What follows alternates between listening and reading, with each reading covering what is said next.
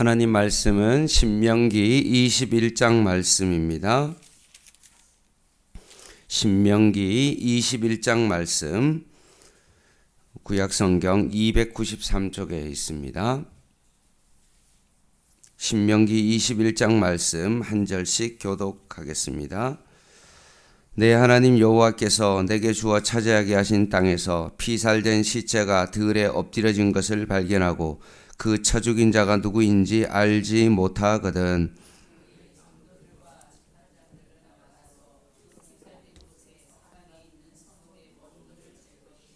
그 피살된 곳에서 제일 가까운 성읍의 장로들이 그 성읍에서 아직 부리지 아니하고 멍에를 매지 아니한 암송아지를 취하여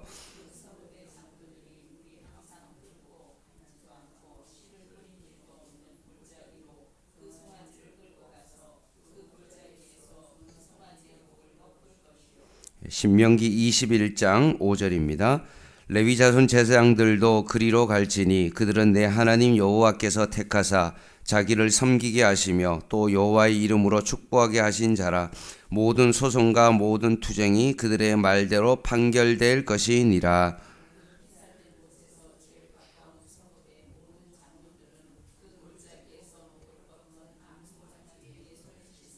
말하기를 우리의 손이 이 피를 흘리지 아니하였고 우리의 눈이 이것을 보지도 못하였나이다.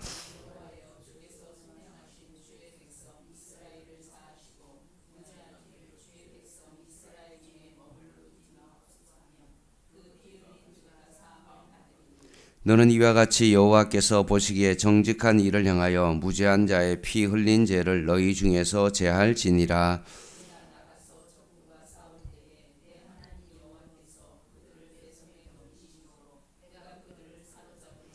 내가 만일 그 포로 중에 아름다운 여자를 보고 그에게 연연하여 아내를 삼고자 하거든.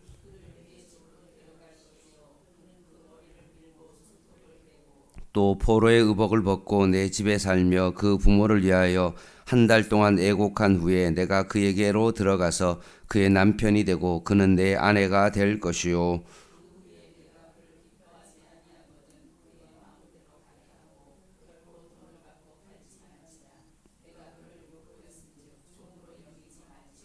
어떤 사람이 두 아내를 두었는데 하나는 사랑을 받고 하나는 미움을 받다가 그 사랑을 받는 자와 미움을 받는 자가 둘 다 아들을 낳았다 하자. 그 미움을 받은 자의 아들이 장자이면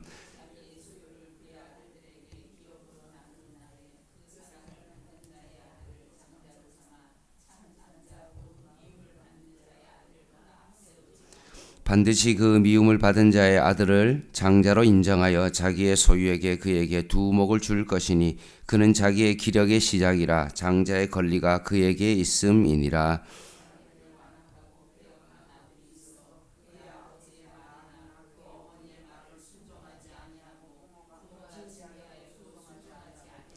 그의 부모가 그를 끌고 성문에 이르러 그 성읍 장로들에게 나아가서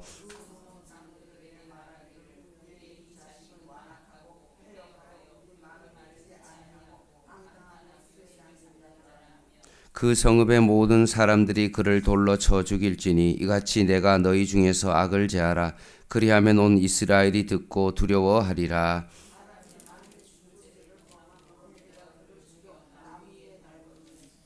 같이 읽겠습니다. 그 시체를 나무 위에 밤새도록 두지 말고 그날에 장사하여 내 하나님 여호와께서 내게 기업으로 주시는 땅을 더럽히지 말라.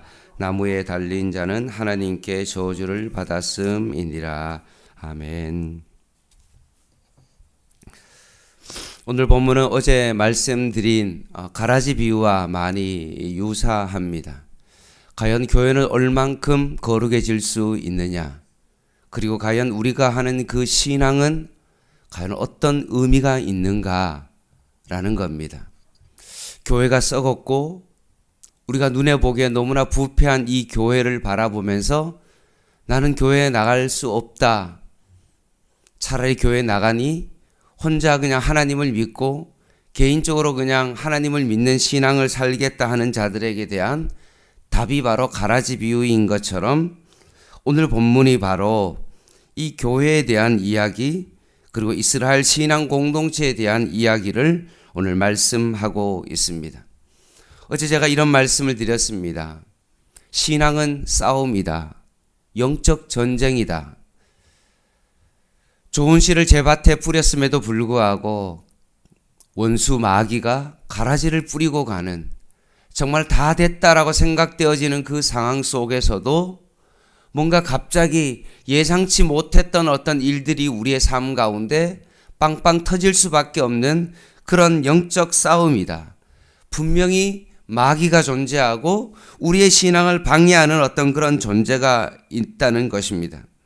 로마서 7장 22절에 보면 내 속사람으로는 하나님의 법을 즐거워하되 내 지체 속에 있는 한 다른 법이 내 마음의 법과 싸워 내 지체 속에 있는 죄의 법으로 나를 사로잡아 잡는 것을 보는도라. 오라, 나는 공고한 사람이로다. 이 사망의 몸에서 누가 나를 건져내랴 라고 했던 것처럼 사도 바울의 그 심령은 늘 두 마음의 영적 싸움터였다는 것입니다.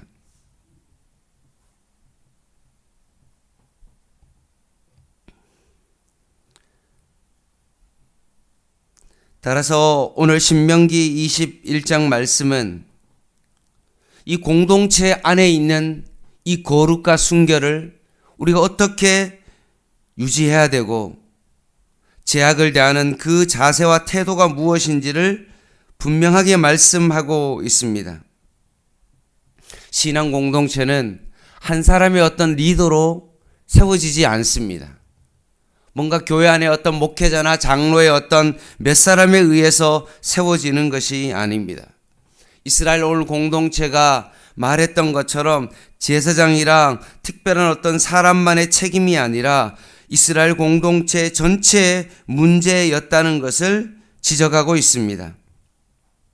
고린도전서 12장 26절 말씀에 만일 한 지체가 고통을 받으면 모든 지체가 함께 고통을 받고 한 지체가 영광을 얻으면 모든 지체가 함께 즐거워하느니라 라고 되어 있습니다.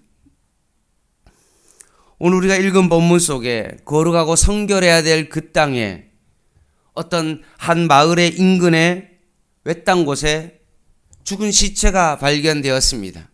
근데 이 시체를 보니까 뭔가 다른 사람이 고의적으로 살인해서 죽인 겁니다. 근데 살인자를 찾을 수가 없는 겁니다. 그럴 때 어떻게 해야 됩니까? 그들은 고의적으로 살인해가지고 피를 흘린 그 땅은 거룩한 땅인 그 가나안 땅에 있어서는 안 될 일이다라고 생각하고 그 책임을 이스라엘 공동체 전체가 그것을 지키는 장면입니다. 그래서 그 시체와 가장 가까운 마을의 사람들이 죽음에 대한 속죄의 규정을 실행합니다. 그래서 속죄의 규례를 지키기 위해서 아직 부리지 아니하고 멍에를 매지 않은 암송아지를 어떻게 합니까? 강제로 죽임을 당한 피살자와 다른 존재로 피살자의 죽음을 덮는 상징적인 의미로 암송아지의 그 죽음을 통하여서 살인당한 그 사람의 그 피를 다시 속죄하는 그런 상징적인 행동을 하는 겁니다. 결국 이 피가 우리가 아는 것처럼 예수 그리스도의 그 십자가의 희생의 그림자를 암시하는 그런 장면입니다.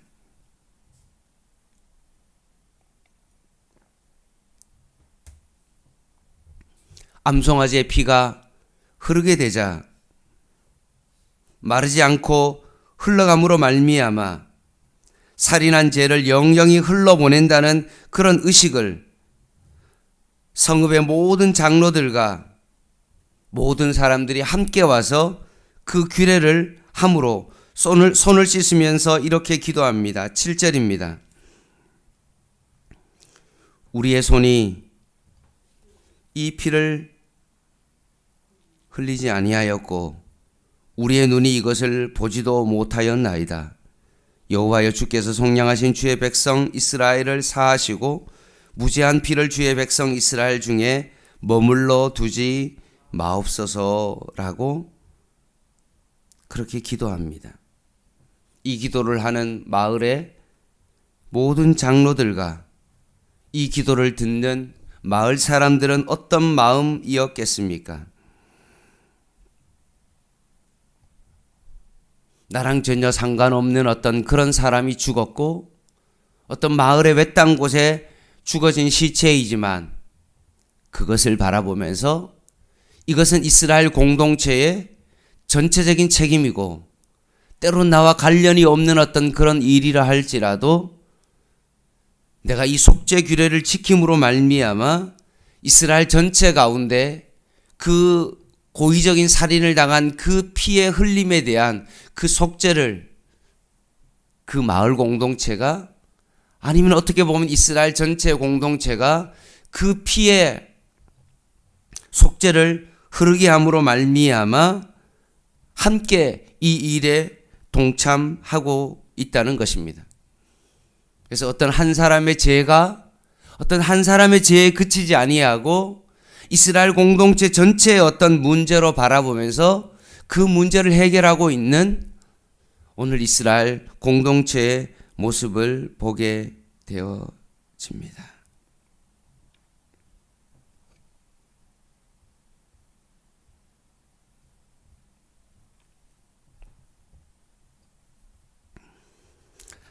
이와 연장선상에서 오늘 본문에 보면 10절에 보면 전쟁 포로 중에 한 여인을 보고 사랑에 빠지면 그녀를 아내로 삼기 위해서 데려다가 어떻게 했습니까? 여자의 머리를 밀고 손톱을 베게 했습니다.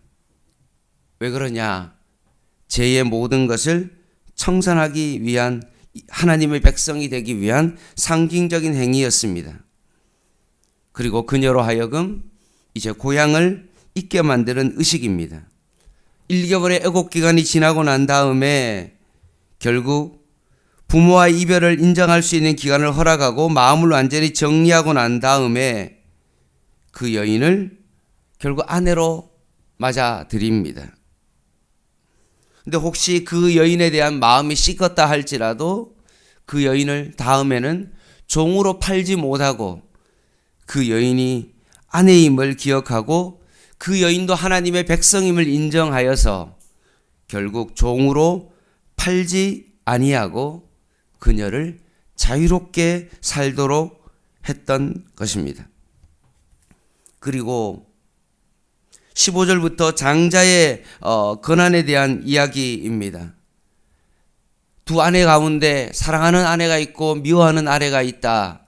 그런데 두 아내가 아이를 놓지 못하다가 아내들이 아이를 낳았는데 미움을 받는 아내가 아이를 먼저 낳고 그 아이가 장자가 되었을 때 마음속에 나중에 오히려 사랑받는 아내의 아이에게 장자권을 주어 오히려 두 배를 축복해주는 그런 일들을 하면 안 된다는 것입니다.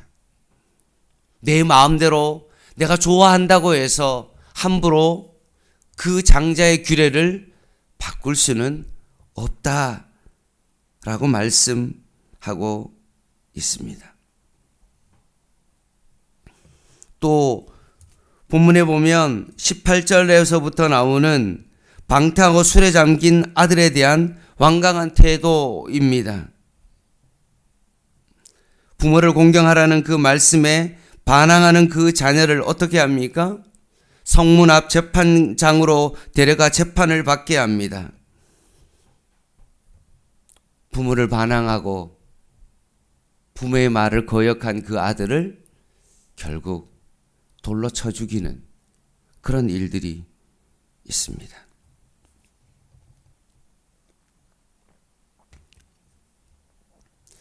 사랑하는 성도 여러분, 자식이 아무리 미워도 자식을 돌로 쳐 죽이는 그런 부모는 없을 것입니다. 그럼 왜 부모를 공경하지 않는 그 자녀를 성문 재판장에 끌어다가 돌로 쳐 죽이려고 하는 그 의도가 뭘까요? 자식을 죽이려는 그런 의도가 아니겠죠. 죽이는 것이 목적이 아니라 부모를 공경하라는 것에 대한 경각심의 그런 행위이죠. 부모를 공경하지 않으면 돌에 맞아 죽을 수 있다라는 경각심을 주기 위한 그런 행위입니다. 그리고 부모의 말을 듣지 않는 그 자녀를 향하여 모든 사람들이 돌로 그 아이를 던져서 쳐서 죽이는 행위를 하는 이유가 뭐냐? 그것은 바로 옆에 있는 사람의 자녀를 바라보면서 이건 남 일이야. 나와는 상관이 없어. 내 자식도 아닌데 뭐라고 그렇게 외면하는 것이 아니라 옆 이웃의 자녀도 이것은 바로 이스라엘 신앙 공동체의 전체적인 문제라는 것을 인식하고 함께 자녀의 문제를 고민하고 함께 이 문제를 해결하는 이스라엘 공동체의 모습을 보게 되어집니다. 마지막으로 보면 나무에 달린 규정이 있습니다. 22절 말씀. 나무에 달린 시체는 어떻게 해야 됩니까? 마을 전체에 대한 경각심을 하기 위한 어떤 그런 벌인데 그 시체를 밤새도록 두지 말아야 됩니다. 이유는요, 피가 땅에 떨어지기 때문에 그렇습니다. 땅을 더럽히기 때문에 그렇습니다. 왜냐하면 이스라엘 신앙 공동체의 땅은 바로 하나님이 주신 거룩한 땅이요 복된 삶의 터전이기 때문에 그런 행동을 하는 것입니다. 말씀을 마무리하겠습니다.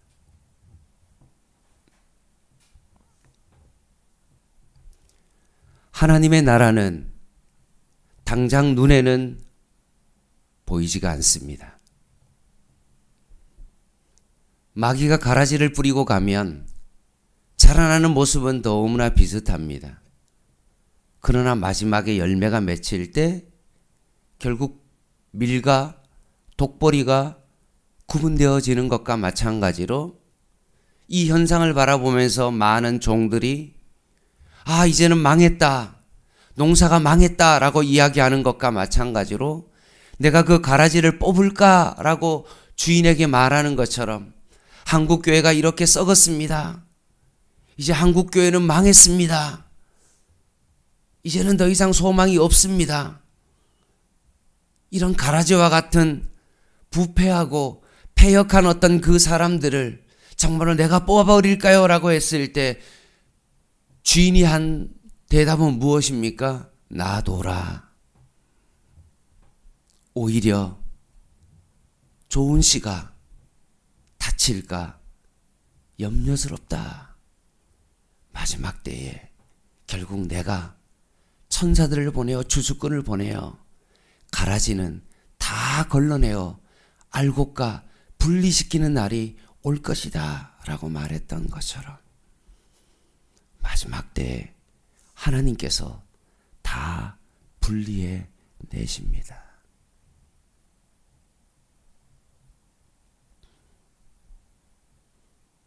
다만 시간이 좀 걸릴 뿐입니다.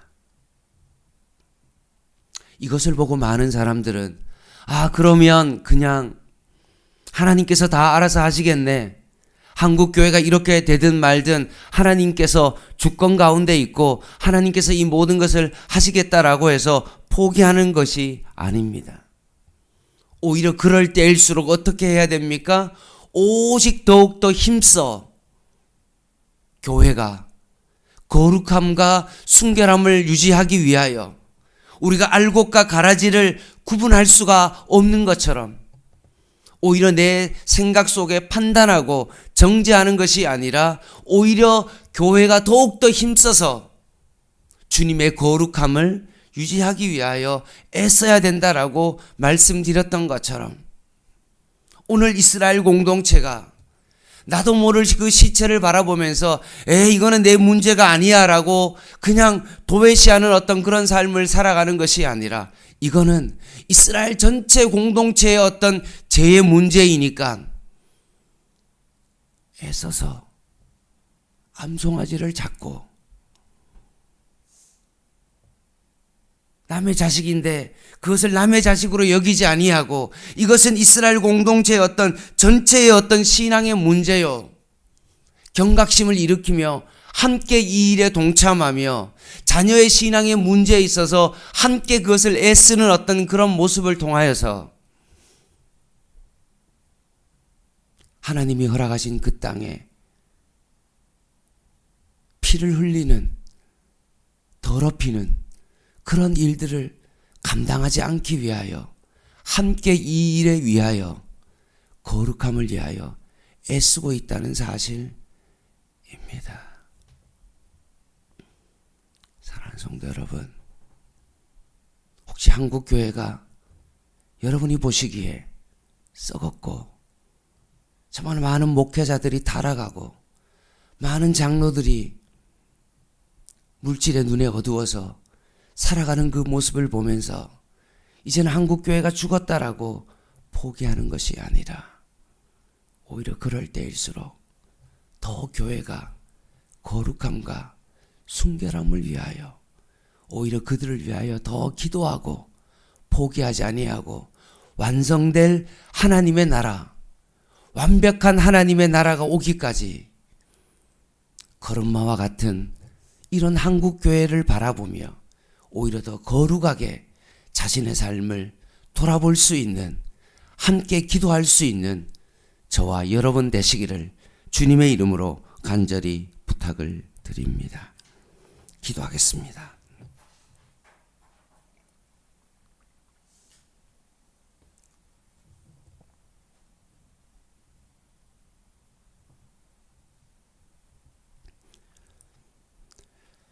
하나님 아버지, 나만 기도 응답받고 나만 원하는 대로 살아가는 것이 내 인생의 목표가 아니라 우리의 인생은 오직 하나님의 나라가 예수가 오심으로 말미암아 이 땅 가운데 임하셨고 다시 오실 그 주님께서 완성된 그 하나님 나라가 오기까지 현재 하나님의 나라를 위하여 다시 한번 포기하지 아니하고 거룩함과 순결을 위하여 하나님이 거룩하니 너희도 거룩하라는 그 하나님의 말씀을 바라보며 더 깊은 거룩함으로 하나님 앞에 나아가기를 원하오니 주님께서 우리의 거룩함 가운데 함께하여 주시고 오늘도 그 거룩하고 순결한 백성으로 주님 앞에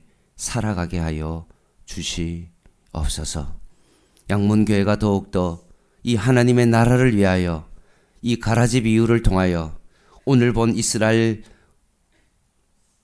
공동체 가운데 그 거룩함을 더 깊이 바라보고 살아갈 수 있는 저희들의 삶이 되게 하여 주시옵소서.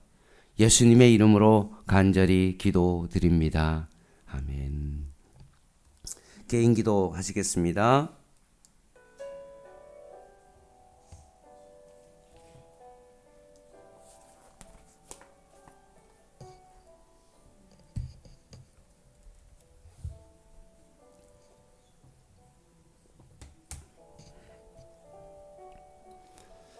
한 사람의 목회자로 교회의 거룩함이 유지되지 아니하며 특정 몇 사람을 통하여 교회가 세워지지 아니하고 오직 모든 공동체가 하나님이 주신 그 거룩함을 바라보며 함께 이 일에 동참하며 함께 암송아지를 잡으며 피를 흘려 보내게 함으로 말미암아 속죄의 제사를 드렸던 것처럼 오늘도 이 아침에 양문교회가 이 새벽제단을 통하여 속죄의 제사를 드리게 하여 주시고 옆에 있는 다른 자녀라 할지라도 함께 이 일에 동참하여 다른 자녀들을 위하여 기도하고 다음 세대를 바라보며 우리가 함께 기도하며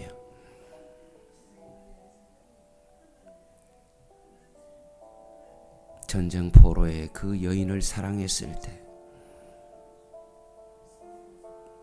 끝까지 그를 책임지며 장자의 규례를 내 생각과 내 마음대로 바뀌지 아니하고 오직 하나님의 말씀 가운데 그것을 처리하며 바라보며 오늘 하루를 살아가게 하여 주시옵소서. 말씀이 내 삶의 기준이 되게 하시고 오늘도 말씀대로 살아가게 하여 주시옵소서.